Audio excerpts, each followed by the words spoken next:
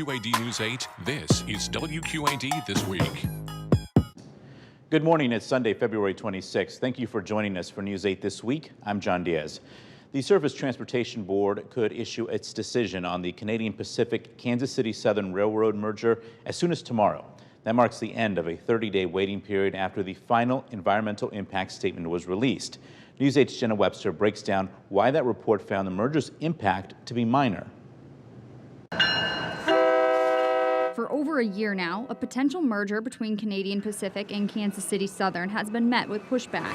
People in towns across the Quad Cities area worried about the impact from increased train traffic. But a 400-page final report from the Office of Environmental Analysis calls impacts negligible, minor, and/or temporary. But more trains means more noise. The report calls that an adverse impact to homes, hospitals, and schools. In fact, Scott County has the greatest number of noise-sensitive locations. With the merger, more than 1,000 places would be impacted by the noise, compared to just under 600 without the merger. The largest increase in rail traffic will be between Kansas City and Sebula, Iowa, an average of 14 more trains a day.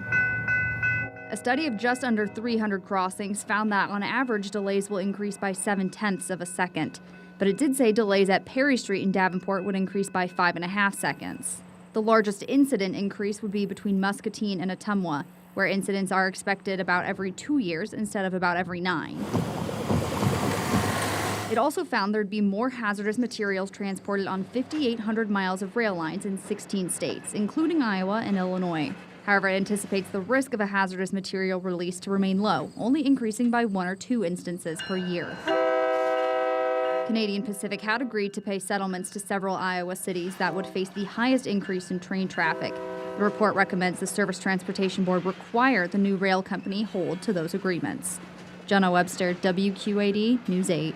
Meanwhile, Illinois Senators Dick Durbin and Tammy Duckworth are asking the Surface Transportation Board to defer a decision on the merger until the board completes a more accurate assessment of the merger's impact on the Chicago region. All right, Tuesday is Rare Disease Day. It's a day observed internationally as a way to bring attention to the 300 million people around the world living with a rare disease. One Davenport woman, no stranger to that. This week, we spoke with Melissa Potter to learn more about her journey and why she's sharing her story. And Melissa joins us now. Melissa, thanks so much for taking the time this week to talk with us. Yeah, no problem.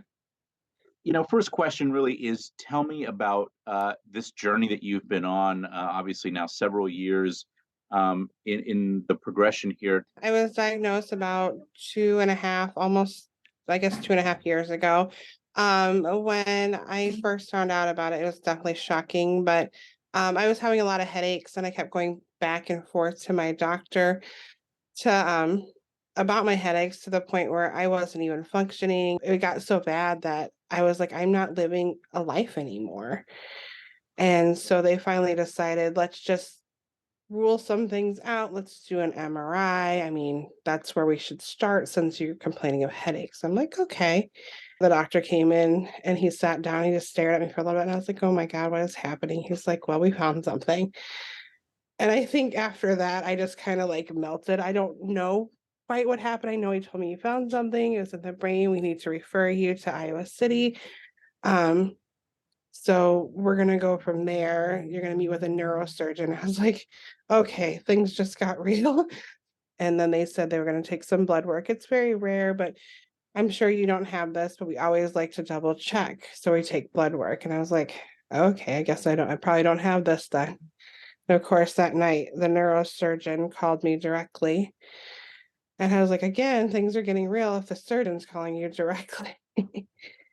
And he said, it's very rare, but your blood work shows that you have a secreting hormone attached with your tumor. So, and it's called acromegaly. And I said, can you say that again? He goes, you want me to spell that for you? And I was like, yes. He goes, I recommend you don't Google it, but I know you're going to. So he told me how to spell it, because I had never heard of this. And even then, when I first learned about it, I was like, I have I don't know what I have, over the years, I've learned how to say acromegaly. Acromegaly causes like diabetes, heart disease, skin tags, arthritis, infertility, like, it has, like, just a list because it's a hormone going through my body that's replacing your natural hormones. I've been on shots, I've been oral meds, and I'm currently on an oral med that they, got approved, I think within the last, like, couple of years, that we're working towards now and hoping that my levels will come down, but I'm still in, like, the 400s, so hoping that this will work and get me at least into remission. And then yearly I go in for MRIs to make sure it's not growing back and causing any more issues. Can we talk a little bit about just the emotion of not knowing what's going on and, not and trying to figure that out with your doctors? I was just really confused for a long time. And then I'd sit down with the doctors and they'd explain things to me, but at the same time, I was just so overwhelmed. I think that was the biggest thing. I was just so overwhelmed. There was so much going on. I'm going in for this surgery. I'm going in, and they're telling me now there's something else wrong. They're telling me I'm like that I might be going. I might have radiation. I might have this. I might like, ooh. And of course, again, this is all through COVID, so my husband can't go to anything with me other than the surgery. I know I did a lot of crying and I know I did some self pitying because I mean, you're like, why is this happening to me? Um, But once I got through that, and of course, I had amazing, amazing support between friends and family and loved ones. And just trying to deal with all of that was just like, it just seemed very overwhelming. It's Let's just talk a nerve. little bit about some lessons learned for you going through this process. One thing I've learned, and I wish I would have done at the beginning, is I didn't know, since it's a rare disease, I didn't know that there was a support group out there. It wasn't until about a year later that I was like, I need to find somebody that knows, like, I can talk to my husband, I can talk to the doctors, but at the same time, nobody knows what I'm going through. Like, when I'm so frustrated or I'm exhausted and I'm just like, "I just can't push myself today," like, it's great that after a year, I got on, like, Facebook and I start Googling, and I found a wonderful support group. I also take a second year, like, I always unfortunately, my husband couldn't go into the hospital with me, but having him at least listening because sometimes by the end of the days of when I go to Iowa City, it's a full day, like MRI, eye area, ENT, neurosurgeon, endocrinologist. I'm so wore out and I'm like, I don't remember what they said to me. And he's like, oh, well, we need to do this and we need to do that. I'm like, okay, good, because at least somebody was listening because I know I was there in body, but by that point I was just so exhausted and everybody's telling me to do things. I don't know who's who anymore. The other thing that I really, really recommend is get that crying out because you're going through something that's going to be really hard. It's okay to cry. It's okay to get mad. It's okay to want to be alone sometimes. But know that you have those people to go back to support you because they're always going to be there. And I've been very, very blessed. Very blessed. I have some great people by me. But there are days I still get upset that I have to go through this. Yeah, well, that's completely understandable, but it's great that you have that support system. You've been very open with us today about everything that you've gone through. Why is it so important for you to share your story with people?